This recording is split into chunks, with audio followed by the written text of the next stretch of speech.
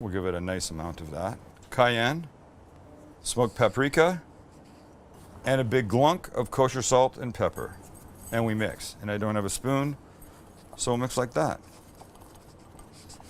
Can we get the hand model in here? What's wrong with my hands? Can you get those soft, supple 20-year-old hands in here? Shut up. All right. Here's the plan. We take our little, it's only 3 pounds, but 3 pounds is a lot in one hand, you know? How long could I stand like this? Okay, not long enough. Too long. We have to work here. There's not enough time for that nonsense. So let's put the kit on here. And now here's what we're gonna do. A light coating of avocado oil. This is gonna help our rub stick. So a little bit on here, moisten the kit up, right? Just a little, just to make everything stick. And now we give it a nice amount of the seasoning we just made. Look, I say really, you know, your grandmother would be like, what the F? Because the flavors in here are not the traditional pot roast, rump roast kind of seasoning. That they use, you know, good old fashioned salt and pepper, and I don't know, maybe a little thyme or something, perhaps some rosemary. So we're taking this in a different direction, but the flavors are gonna be so big and bold when we're done. It's gonna be the best thing ever. And don't forget the ends, because they count. Get your shit together, Grandma. Poor grandma's getting a bad rap. Oh, my grandmother was a good cook, a really good one, but this is nothing that she would have done. All right, this we're going to sear now and get some color on the outside. All right, to our pressure cooker that's set on the browning function, we're gonna let our avocado oil get a little bit heated up, and when it is, in goes our little roast. So in we go. Hey. Who knew browning could be so much fun?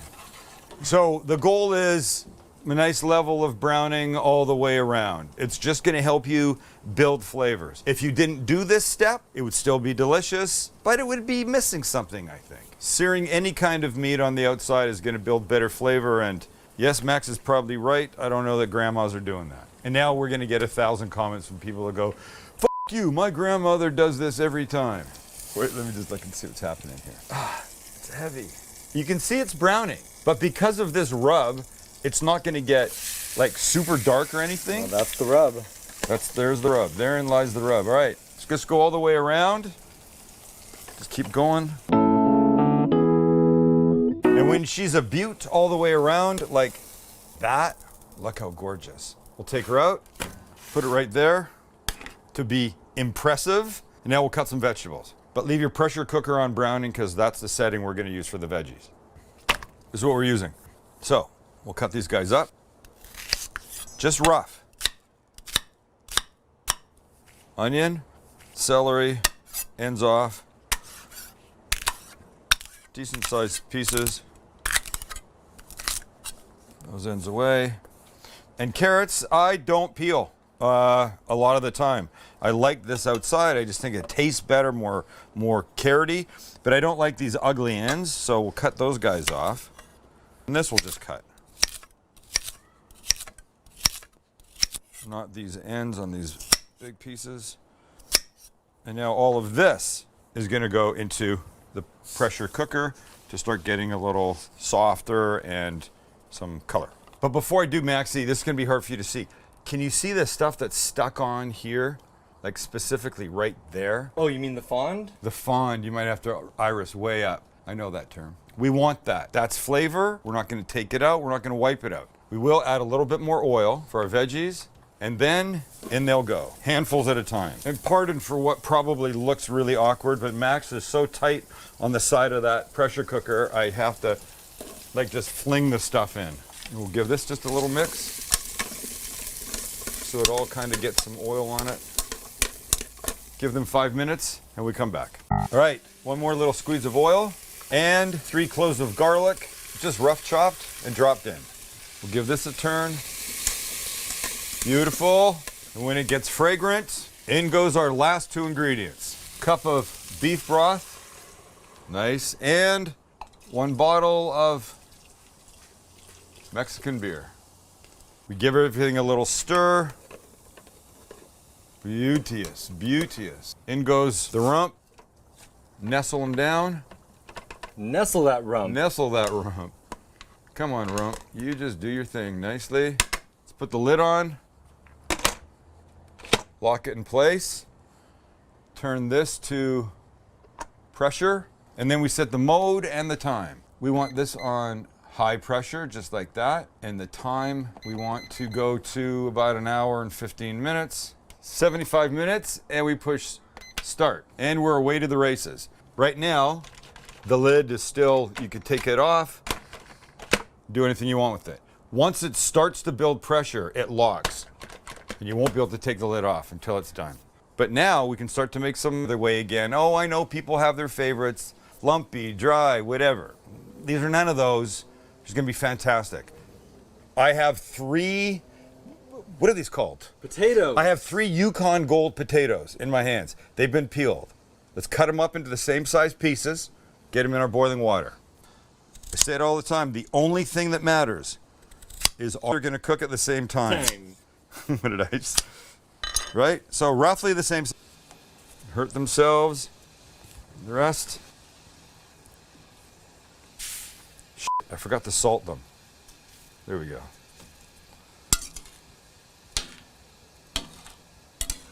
What's the goal now, Chance? Yeah, we want to get them nice and soft. That's right. Probably take 15 minutes or so. We can poke a fork or a knife in easily. We move along. We have some butter and cream to melt, but that can wait. While we're waiting for the potatoes to get soft. Naturally, the potatoes are ready. They're nice and soft. Shall I show you? Let me show you. Right here. Oh, that was hot. That would have been bad. I would have burned myself. You guys would have laughed, but I wouldn't have been happy. So when I say soft enough that you can poke a knife into, this is what I mean. Doop. Just like that. Doop. Just like that. Doop, doop, doop, doop, doop. Okay, so here's how we start. I'm gonna drain these guys, get all the water out, just like this. When you think all the water's out, a little shake. And then this I'm gonna put back onto the heat. It's on low, and that will help get rid of any extra liquid that's in the potatoes, because we don't want that. But in the interim, we're gonna do this. We're gonna take a little pot, we're gonna throw in a couple tablespoons of butter, about 3/4 of a cup whipping cream, 1 garlic clove minced. This now will go on the heat. And while the butter and cream blend together beautifully, our potatoes are now dry. So now we're going to use a potato ricer to make them smooth. Think of it as just a giant garlic press that you can pass the potatoes through to make a very fine, sort of rice-like shape. And it happens like this. We'll get a couple. We'll just load the hopper. And then we squeeze right back into here, like this. You see that texture that comes out? It's fantastic. This makes the best mashed potatoes ever. So just keep going. I started with about 1.5 pounds of potatoes. So you can see how much this will make. It'll make a nice amount. Just get your other undone guys.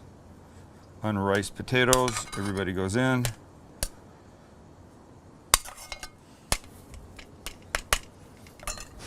And down we go.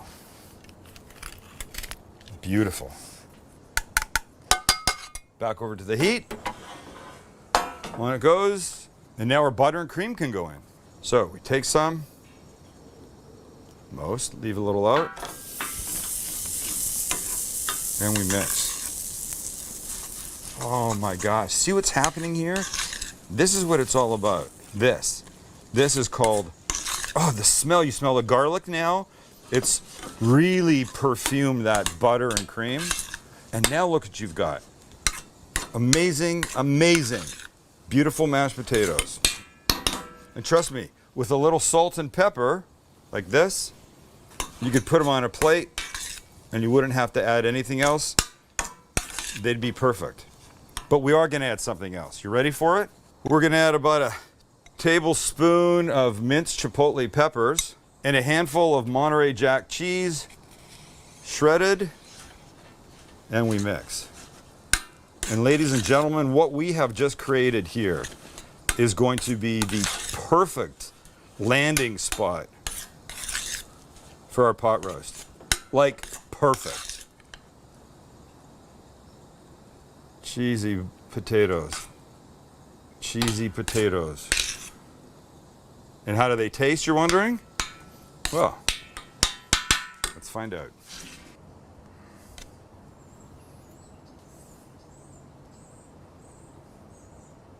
Oh my gosh.